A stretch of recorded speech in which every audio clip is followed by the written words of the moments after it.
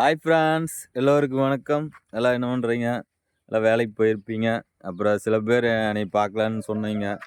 கண்டிப்பாக பார்க்கலாங்க. தொரவலூர் வாங்க, வந்து பார்த்துட்டு போகலாம்.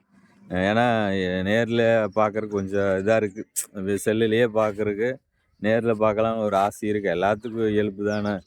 இப்போ இலவச தம்பியை முதல்ல நான் வீடியோலாம் பார்ப்பேன், நேரில் பார்ப்பேன்னுலாம் நினச்சிட்டு இருப்பேன். அப்புறம் பார்த்தீங்கன்னா நட்பு கிடச்சிச்சு ஃப்ரெண்ட்ஸாக. எப்படியும் இந்த வியாபாரத்து மூலியம் நிறையா ஃப்ரெண்ட்ஸு கிடச்சிருக்கு. அந்த மாதிரி தாங்க உங்களுக்கு ஆசையாக இருக்குது பார்க்கலான்ட்டு. அப்புறம் ஒரு சில பேர் வருவாங்க, வந்துட்டு கோயம்புத்தூர்லேருந்து கூட அன்றைக்கி வந்தாங்க.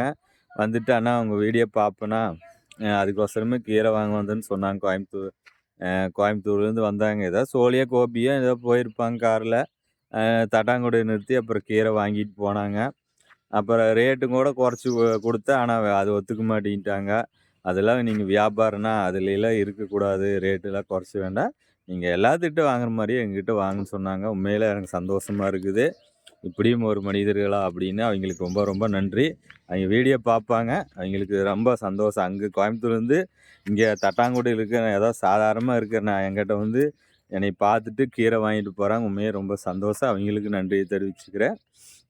அப்புறம் இந்த மாதிரி தாங்க நானும் நினைப்பேன், நம்மளாம் இங்கே ஒரு 6000 சப்ஸ்கிரைப் வச்சுருக்குறோம், நம்மளை எங்கே போய் தெரிய போகுது, இந்த தமிழ்நாட்டுக்குள்ளே ஒரு மூலையில் எப்படி தெரிய போகுதுன்னு நினைப்பேன். ஆனால் ஒரு சில பேர் கோபி போயிருந்தால் அன்றைக்கி என் வீடியோ பார்க்குறீங்க தான் பார்த்தாங்க.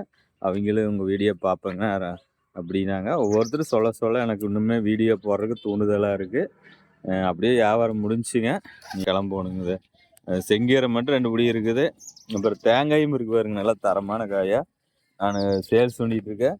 கீரை மட்டும் கொடுத்தா பத்தாதுங்க, தேங்காய் வேணும் அப்படின்னு கேட்டாங்க.